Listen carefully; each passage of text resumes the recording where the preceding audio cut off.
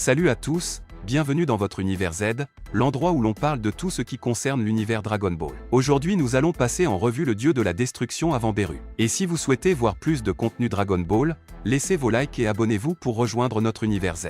Dans Dragon Ball Super, nous avons découvert l'existence d'une énorme quantité de nouveaux êtres, personnages et univers. Avec une animation remarquable, mais aussi une plus grande profondeur dans l'histoire, avec un nouvel arc de combat que tous les fans apprécient, la série a prouvé qu'elle était capable de dépasser encore nos attentes en matière d'intrigue et de combat. Et cela vaut également pour le concept des dieux de la destruction, qui nous a été présenté et développé jusqu'à ce jour dans le manga Dragon Ball. Mais après tout, que savons-nous d'eux? Comment fonctionne le système des dieux de la destruction? Sont-ils élus? Y avait-il un dieu de la destruction avant Beru? Qui était-il? Essayons de parler de tout cela dans la vidéo d'aujourd'hui. Les dieux de la destruction, aussi appelés destroyers dans le dub de Funimation, sont des divinités très puissantes qui détruisent les planètes, les races ou les menaces qui mettent en danger le développement de leurs univers respectifs, contrairement aux Kaio suprêmes, les dieux de la création, qui créent et remplissent les planètes de vie afin de maintenir l'équilibre de l'univers. Avec les Kaio, ils dirigent et supervisent les 18 univers d'autrefois, aujourd'hui au nombre de 12, chaque univers ayant son propre destructeur. Contrairement aux anges et aux Kaio suprêmes,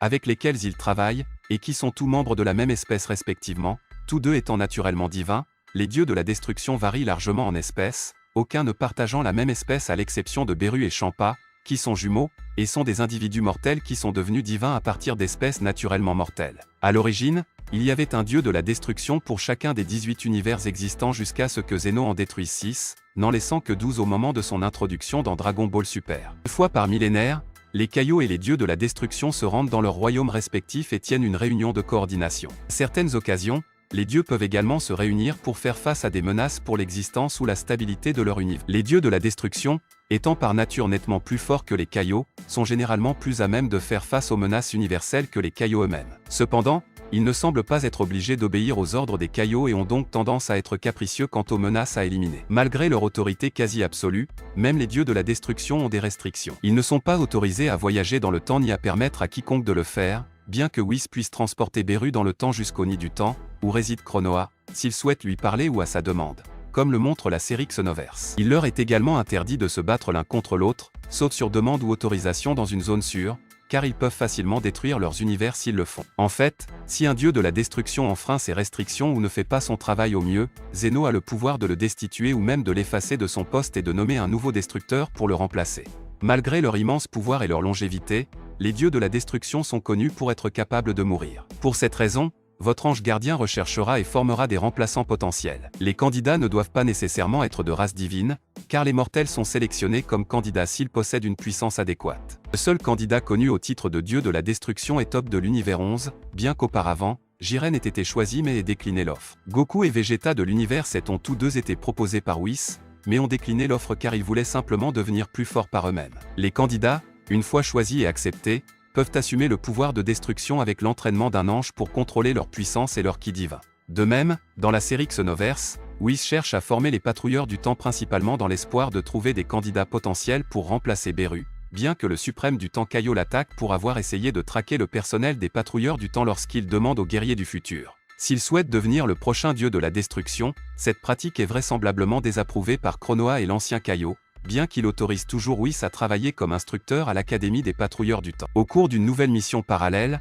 Whis demande secrètement à la patrouille du temps de l'aider à rechercher des candidats potentiels pour remplacer Beru dans un futur lointain, car Whis note que Beru doit rester un dieu de la destruction pendant un certain temps, bien qu'il trouve préférable d'avoir un candidat potentiel, probablement en raison de la quantité d'entraînement nécessaire pour préparer un mortel à acquérir le pouvoir divin d'un destructeur. Parmi les nombreux dieux du multivers, Beru est l'un des plus redoutés. Il est craint par les Kaio, le Kaio suprême, le roi Cold, Frieza, Cooler, le roi Vegeta et son fils Vegeta, et même Shenlong lui-même. En tant que dieu de la destruction, il est chargé de maintenir l'équilibre de l'univers. Beru est le dieu de la destruction de l'univers 7, et sa zone administrative comprend la planète Terre. Il dort pendant plusieurs années à plusieurs décennies à la fois, et détruit les planètes de sa zone administrative pendant les quelques années où il est éveillé. En effet, la destruction est nécessaire pour créer de nouvelles planètes, mais il n'agit pas sur les ordres du Kaio suprême, et ne cherche pas à coordonner ses actions avec eux, le dieu détruit selon son propre jugement. De plus, étant assez capricieux, Beru détruit même des planètes importantes sans arrière-pensée. Lorsqu'il se sent mal à l'aise,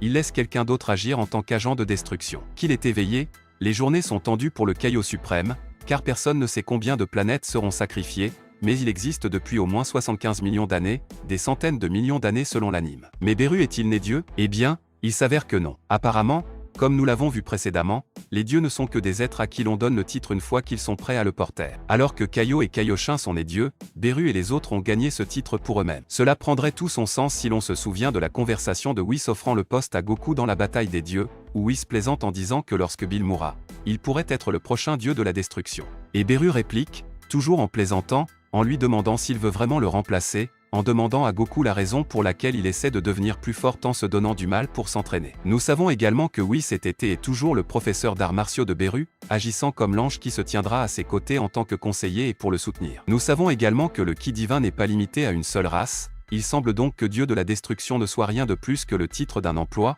et Beru s'est entraîné et a travaillé dur pour arriver là où il était atteindre ce rang. Cela dit, et compte tenu du fait que nous ne possédons pas encore l'historique du passé de Beru avant qu'il ne devienne un dieu de la destruction, à quelle possibilité pouvons-nous aboutir? Eh bien, la plus claire de toutes est que, puisque Beru vient de devenir un dieu, il a naturellement dû passer par un certain nombre de choses avant de le devenir. Ce qui indique qu'avant lui, il devait y avoir quelqu'un d'autre qui était dans sa position, peut-être étant mort ou lui ayant transmis cette position des années plus tard.